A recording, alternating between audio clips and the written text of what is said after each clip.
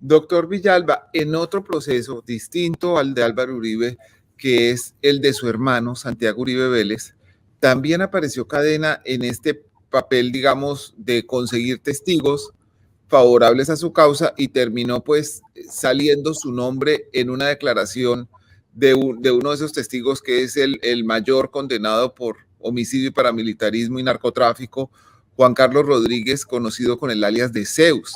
Él dice que fue don Diego el que le pidió a través de Cadena que testificara en el proceso contra Santiago Uribe. Así como no existe relación de él como abogado de Santiago Uribe, no tendría por qué existir porque pues nunca fue acreditado ese poder ante una autoridad. O puede de otra manera leerse esa relación entre abogado y cliente que se haya formado en otra parte. Bueno, esto de alias Zeus, solamente quiero anotar que Zeus llega a ese proceso y en contacto con Cadena a través de Vicky Jaramillo, que también está comprometida en relación al contacto con el preso Monsalve. Mire, yo digo lo siguiente, este tema ya ha sido discutido en sede de la Corte Suprema de Justicia en este proceso y concretamente en la Sala Especial de Instrucción, pero también en la anterior sala que conoció el asunto, sobre el tema de la presunta ilegalidad de las llamadas y la relación cliente-abogado. Pero si alguna duda quedara, también existe una decisión de la Corte Constitucional, la C-301 del año 2012, que estudió una norma relacionada con el Código Disciplinario del Abogado, diciendo que no puede ser ilimitada esa protección. Y es que no puede ser ilimitada precisamente porque entonces bastaría con conseguir un abogado para poder darle, digamos, a actividades ilícitas una salida legal, diciendo que es absolutamente imposible que sea interceptado un abogado. Pero además quiero recordar que la Corte Suprema de Justicia ha dicho que Cadena fue un abogado en la sombra y así lo consideramos también las víctimas. Y de hecho hay una llamada interceptada en la que Álvaro Uribe le dice a Rojas de su UTL que encuentre a Cadena, que lo entre, pero que no lo deje conversar con nadie. Pero también es el propio Cadena que le dice a un periodista que lo mantenga en la sombra, que no lo mencione, cuando Cadena pretendía presentar en medios al testigo Enrique Pardo Hash, que fue su cómplice en la cárcel para obtener ilegalmente una retractación del testigo Monsalve. Entonces, digamos que esa discusión se ha dado, pero si la presenta la Fiscalía, abundaremos en argumentos para mostrar la validez. Pero también reitero, como ya lo dijeron mis compañeros que están aquí en esta entrevista, no solo son las llamadas las que están identificando la responsabilidad de Álvaro Uribe Vélez. Entre otras cosas, ellos han alegado que las llamadas nunca dicen nada. Entonces, ¿por qué tanto interés en que sean anuladas? Esa es otra pregunta. Así es. Sobre la pregunta, las víctimas hemos sido muy claras que lo que correspondía luego de la decisión de la Corte 28 era presentar el escrito de acusación. Incluso presentamos una tutela firmada por las víctimas y los representantes. Y en esa tutela reclamábamos que el fiscal Jaimes solicitó la preclusión prácticamente cuando tenía casi concluido el tiempo que la ley le concede para o presentar el escrito de acusación o solicitar la preclusión. El artículo 175 del Código de Procedimiento Penal establece que son 120 los días que se tiene para que la Fiscalía investigue. Y Jaimes presentó la solicitud de la preclusión 1, llamémosla acá, a los 119 días. Es decir, que el plazo quedó prácticamente concluido. Y la Fiscalía no tiene facultades de aumentarse o de regalarse más términos para la investigación. Eso es ilegal. Eso de un lado. Y de otro, la Fiscalía lo que hizo fue decir, aplico el artículo 294. ¿Qué dice el artículo 294 del Código de Procedimiento Penal? Dice, si la Fiscalía o si el fiscal no presenta el escrito de acusación y tampoco solicita la preclusión, procede el cambio de fiscal y sumar 90 días más para la investigación. Este artículo es inaplicable porque para el caso resulta que Jaime sí presentó la solicitud de preclusión.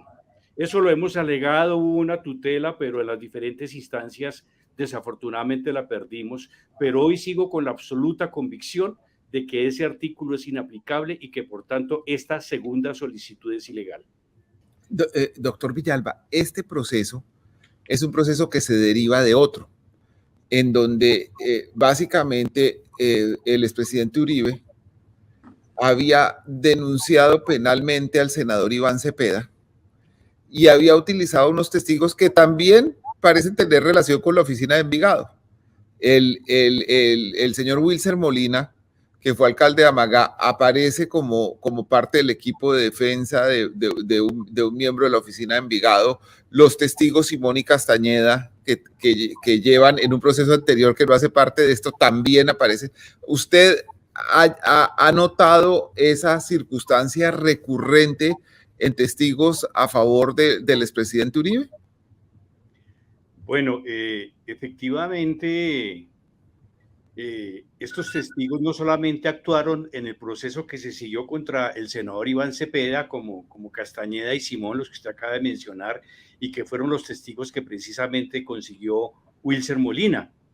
Estos testigos vuelven y los traen a este proceso, pese a que la Corte Suprema de Justicia hizo un examen minucioso y encontró que no tenían absolutamente ninguna credibilidad. Ese examen sigue vigente frente a lo que conocemos en el proceso, pero la Fiscalía quiere seguirlos mostrando como válidos para la defensa de Álvaro Uribe Vélez. De otro lado, pues efectivamente hay una recurrencia de la defensa de Álvaro Uribe Vélez de presentar testigos que tienen que ver con el narcotráfico, que tienen que ver con la oficina de Envigado, como ya se había dicho, ¿no? Hay que tener presente también que en el caso de los presos de Cómbita, quien fue la fuente de esos presos para llevarlos como testigos fue Hernán Giraldo Gaviria, alias Cesarín, ex jefe de la oficina de Envigado. Y eso está absolutamente establecido por las propias declaraciones de Cesarín, pero también de la abogada Ángela López. Eso está absolutamente claro. Y ni se diga entonces con la intervención del Tuzo Sierra, ¿no? Que entre otras cosas, la defensa lo reclamó por meses, pero el Tuzo cuando declaró ante la justicia no dijo absolutamente nada que comprometiera responsabilidades del senador Iván Cepeda o de otras personas como lo pretendieron. Es decir, no fue un testigo, es un testigo que no le sirvió de nada, pero aún así lo siguen nombrando como un testigo a su favor. Pero eso en un examen probatorio no tiene ningún sentido. Doctor Reinaldo Villalba, usted tiene una muy larga y muy distinguida carrera como defensor de derechos humanos. Estos casos de ninguna manera son nuevos para usted. Quizás usted sea una de las personas que mejor los conoce en Colombia. Justicia y política. ¿Cuál es su percepción de lo que pasa con el proceso a Álvaro Uribe? Bueno, comulgar con lo que se ha dicho y que definitivamente la justicia no puede terminar sacrificada en relación a la paz. Es decir, la paz tiene que tener en cuenta la necesidad de justicia. Por eso, un proyecto de llegar a la plena paz no puede ser burlando la justicia, no puede ser burlando a las víctimas que reclaman justicia. Las experiencias que ha habido a nivel internacional demuestran que esos arreglos que han asegurado momentáneamente una impunidad a la larga fracasan. Argentina, Chile y otros. ¿Por qué? Porque la necesidad de justicia no es temporal, sino es permanente y las víctimas no se van a cansar de esas reclamaciones. Además, aterrizando en el caso colombiano, Colombia cuenta en este momento con una jurisdicción especial para la paz. y que precisamente esa jurisdicción es para no dejar en la impunidad y ocultar las verdades de lo que ocurrió dentro del conflicto. Allí pueden ir todas las personas que son señaladas de cometer crímenes de lesa humanidad. Ahí está el escenario en el ámbito judicial colombiano. Y si no, pues también existen escenarios internacionales. Pero definitivamente la justicia no puede quedar al margen. Las víctimas tienen que continuar siendo también centrales en las políticas y en las políticas de paz. Es decir, no riñe la paz con la justicia. Lo que hay que asegurar es que la paz no desprecie la justicia y la tenga en cuenta para que efectivamente esa paz pueda ser estable y duradera.